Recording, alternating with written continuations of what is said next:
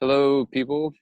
Welcome back to Into Form, or if it's your first time, welcome to this channel, Into Form. I'm Paul, I'm Jimmy. and we did a little thinking about what we're going to talk about today, and we don't really know, but we're gonna we're gonna start off with something that is sparking us in the moment. I was just feeling the wind and the trees here and this undercurrent of peace in nature, this energy of peace that we can feel in nature.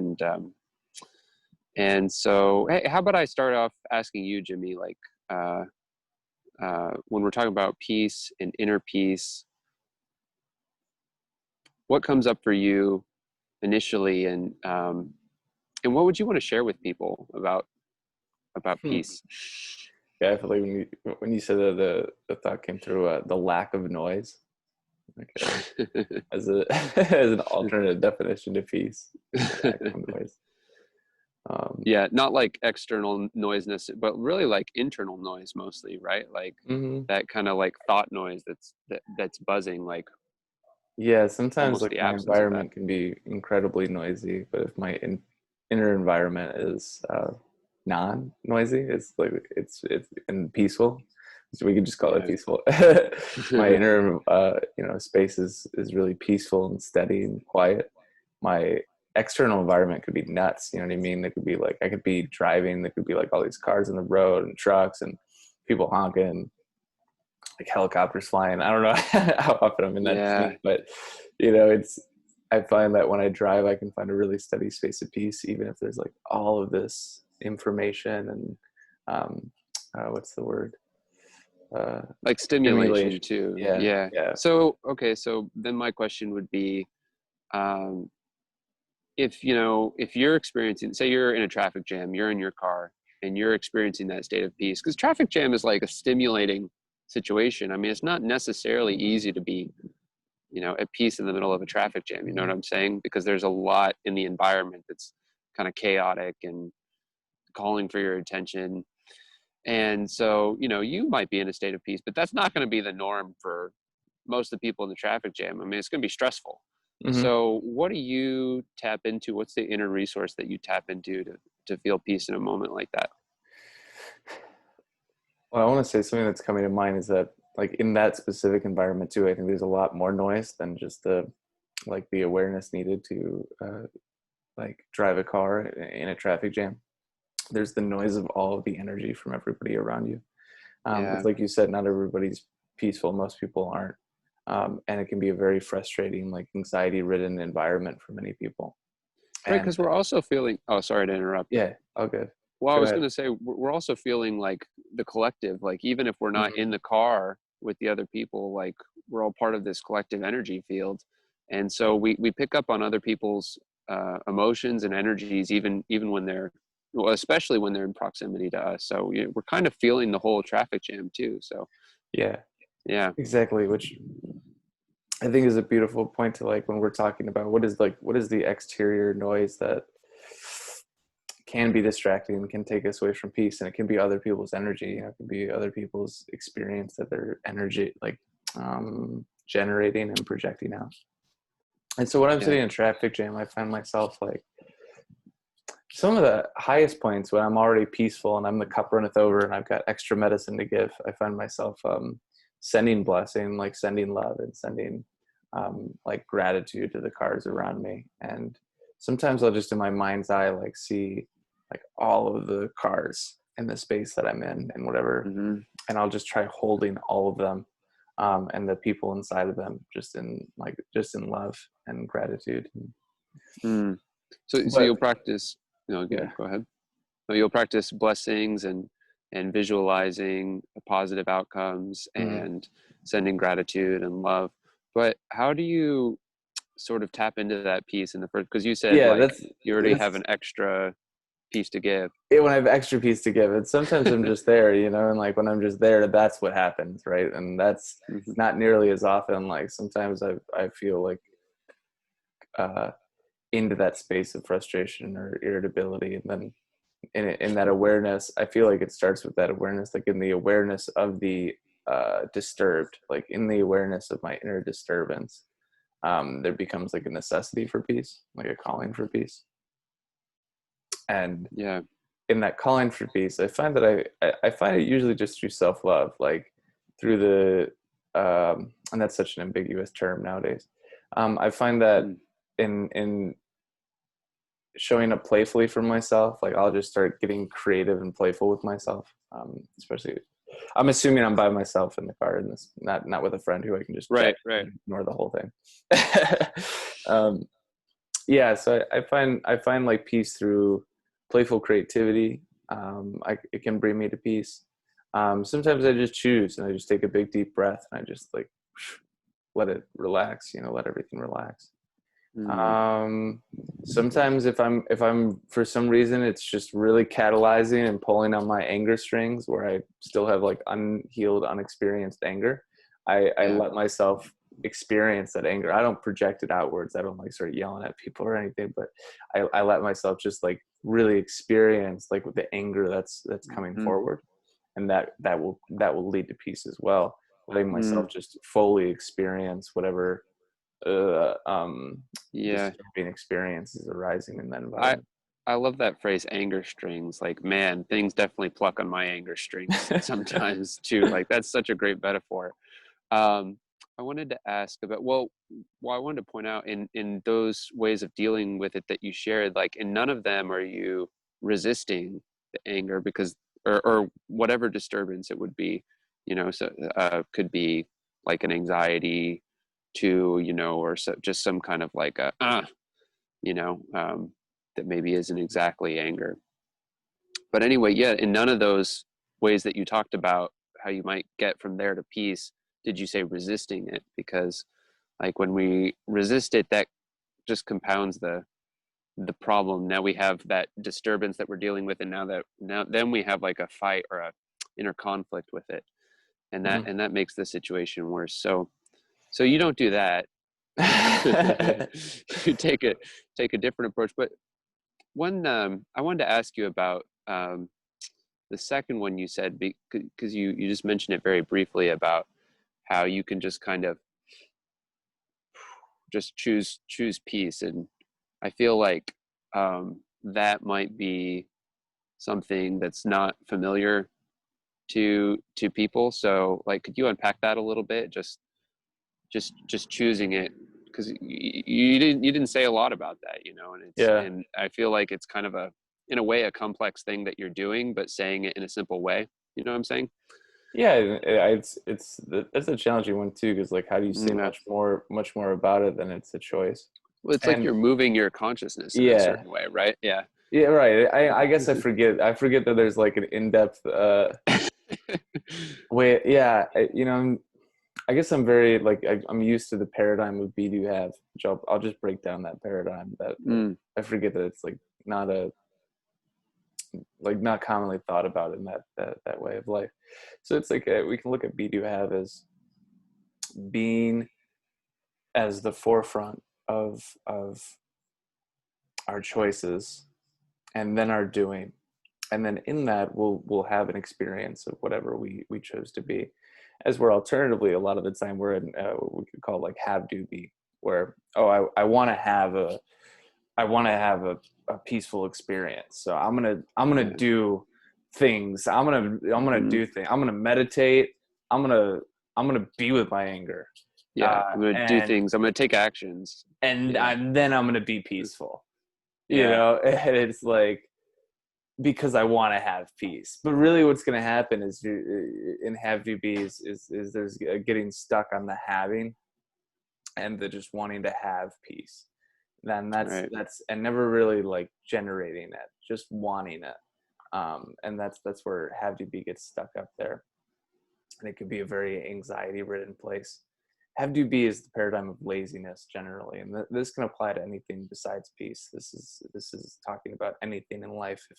If it's money, if it's a relationship, we can be in have do be about it. And same with do Yeah. have be, which It's do like an have approach. It's is an it's like an approach. approach to getting what you want in life, and you're Mm, basically saying like it's not the best approach. And not always. Yeah. It's an approach, and it creates an experience, you know. And I've Right. lived a lot of my life and have do be. A lot of people live their life and do have be, which is, you know, the motive force. It's the motive of yeah, the motive force. It's like fast paced. It's corporate America. Yeah. It's Struggle, yeah, go go go, do. Yeah, it's like push. Yeah. make it happen, make it happen, make it Make it happen. happen. And a lot can actually happen. Not much happens from the space of have do be, and a lot can happen from the space of do have be, but it's exhausting. There's a lot of anxiety. There can be a lot of frustration and anger in it. There's a lot of motion, but that motion is coming from unhealthy sources a lot of the time. Yeah. And it's the same with, which is like funny, because when we're talking about peace, people really, they try to do have be peace, and that's like really funny to me. You know, because it's like peace is so not that energy. But it's like that's really where it comes into, like, I know there's people out there who are meditate. I'm gonna be peaceful. I'm gonna be, yeah, and then like do have be practices to find peace. And this is where Yeah. be do have comes into play. And be do have is not, it's challenging to like to teach this stuff, you know, because it's like the simple question is like, well, how do I do be do have? You know, and that's not a there's no answer to that. Be do have is simply just putting a choice of beingness as the first and foremost experience we're creating. I'm choosing to be peaceful. I'm choosing to be loving. I'm choosing to be kind. I'm choosing to be prosperous. I'm choosing to be productive. Yeah. And then from that choice of beingness and that commitment, like that commitment, true honest commitment to whatever we're being, then action will follow naturally and simultaneously. Naturally and simultaneously. Okay. Yeah. Yeah. Great. Great. Yeah, I love that we're unpacking this. And so the investigator in me wants to ask, um, in choosing to be something, maybe we could unpack that a little more. Like I'm kind of Yeah. coming at the same question from a different angle, but like, Uh-huh. because now you've explained that paradigm that you think about it through, and I think it's really, really, really great. Um, when you're choosing to be a certain way, which is the step that gets overlooked in have do be. It's like in or yeah, have do be. In have do be, the way of being isn't even really thought of as an important step. Like it's not seen as a step that you would take. You just go straight to the doing. Helicopter. So if you can hear that, Classic. yeah. But so in be do have, when you're choosing your way of being, it seems like the first thing that's there is actually a thought, right? Like it's like the thought is it's possible to generate my way of being independent of whatever's going on in my environment, independent of my circumstances. And this particular way of being is the way that I want to choose to be. Like, let's say peaceful, since we started talking about peace. And then you just choose it, right? Yeah, what, Mm-hmm. go ahead. And then well, yeah, I think yeah, because it's like in have to be, like you said, it's like there's not much thought on the beingness, and yet there is, like there that have to, Hmm. like it's always trying to get to the beingness, like we're always trying to get to the beingness. And if you Yeah. do have it's an acknowledgement and an understanding that the beingness is always right there, and it doesn't take anything more than a choice to generate it. It doesn't take doing Mm. something. It doesn't take sitting around and wishing for it. It just takes choosing it. Yeah, to like that we can self-generate peace. Because in have to be, I want to get to peace. I want to have these things and do these things so that way I can be peaceful. Or Yeah. and do have be, I want to do this so I can have this and then I'll be peaceful. Or do this and so I can have this so then I'll be free. Right? Like, Yeah. you The know. feeling states, I want to, we could also say have do feel, like I Mm, want to feel that way, but it doesn't work in be do have because I mean, to say it that way, because in be do have, what you're putting emphasis on is you generate that feeling state from within. mm. By what Yeah. quality you choose to exuberate, what you choose to be. Yeah. Which is like And, we get to be a whole host of qualities, you know. Which ones are we yeah. choosing? Yeah, and the amazing thing, the thing that kind of blows my mind is like it's like these qualities. Like if you choose it in that way that we're talking about, it just like comes out of nothing. You know, it's like we can generate any um, peaceful, loving, kind, grateful, happy. You know, any it, in principle, any of those things could just come out of us right now. You know, if we just chose to start being that way. And I think that's the thing that blows my mind about be do have is that like we're kind of this well of potential, and we can just bring forth one of those potentials at any moment by our intention. Um, so yeah, I think that's the amazing thing about it to me. Mm. Yeah, there's infinite experience for us to be generating for ourselves, and Yeah. that we have the possibility to create whatever we want at any moment. Okay, so here's my next question. Do you feel like that it's less like if you were in a like state of we had a disturbance like we were talking about earlier, like you're in a traffic jam, you have the disturbance, you have the anger, or you have whatever emotion, is it more difficult in that state to generate a way of being? You already have that, let's call it negative emotion that you're experiencing. Is practicing be do have in a sense more difficult than if you were in a neutral state?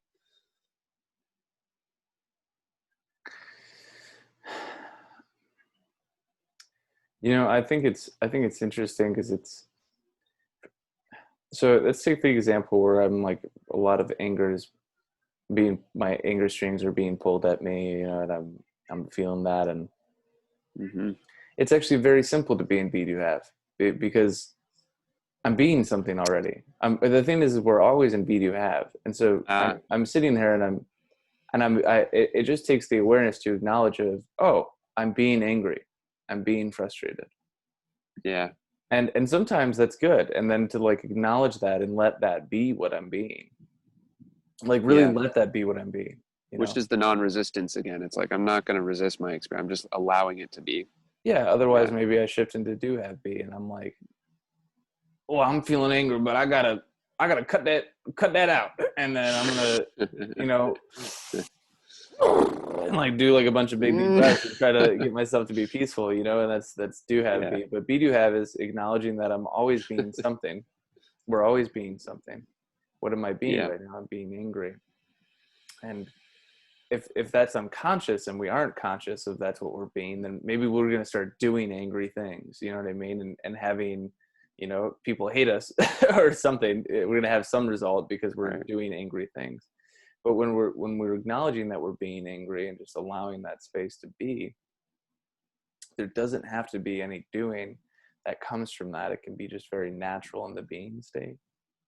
Yeah, I think I got what I was looking for. There was kind of the shift that would be most natural to go to if you already were being anger, let's say, is you shift to a state. Your way of being is allowing then, because then you give the space that the anger needs to move.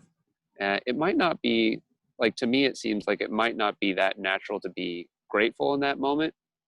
Although I suppose you could be grateful for the anger if you took a certain perspective on it, like, hey, thank you for showing me where my boundaries have been violated, or thank you for teaching me about situations that I don't want to put myself in.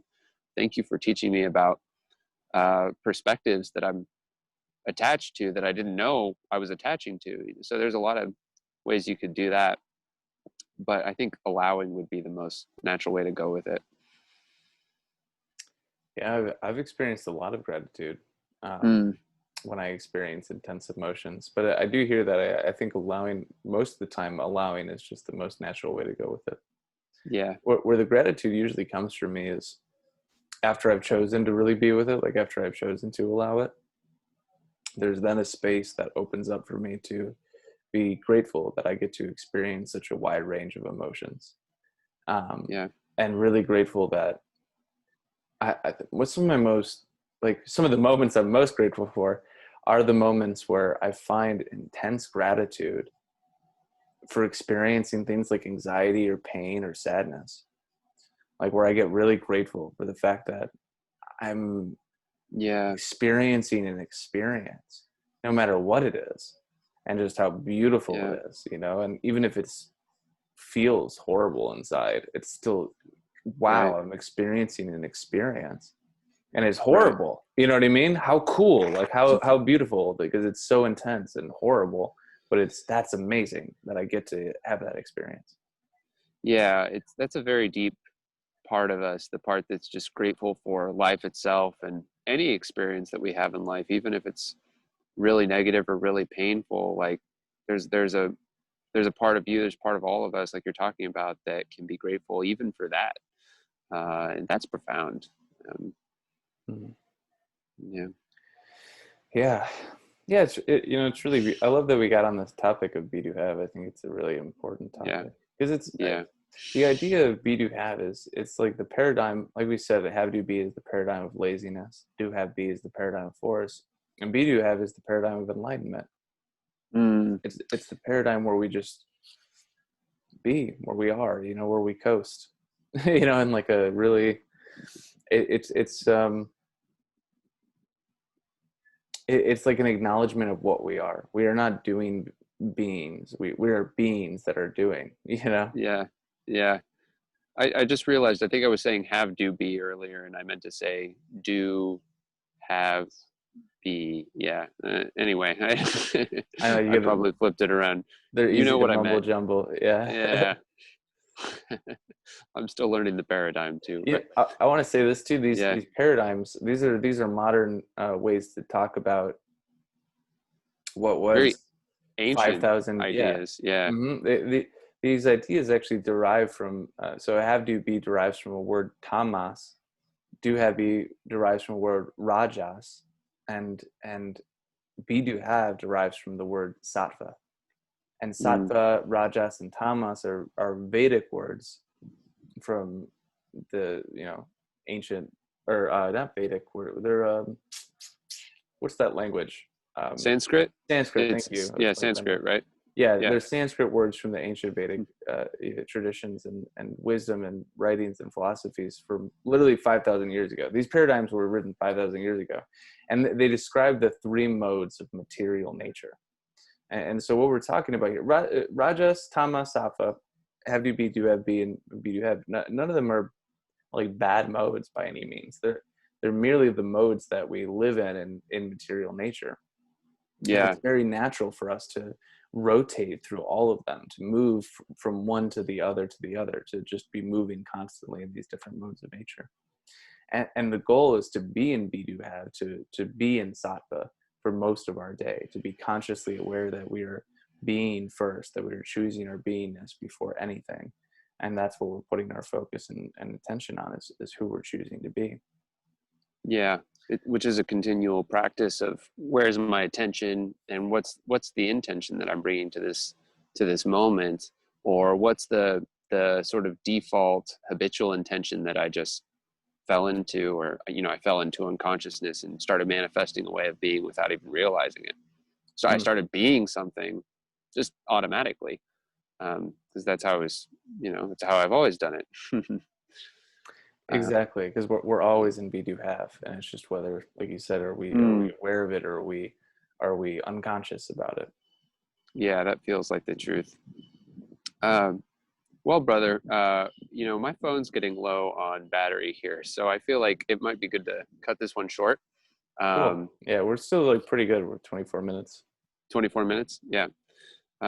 So, hey, any last words, last thoughts on Be Do Have before we call this one? Well, thanks, Paul. I think this was a cool video. You know, Paul wanted to Yeah. take us on a journey through peace, and I think it's great. Peace is like kind of the foreground of beingness, and I think that's really Yeah. a good final note, is that to generate any beingness, peace is always a good foundation, in my Mm, experience.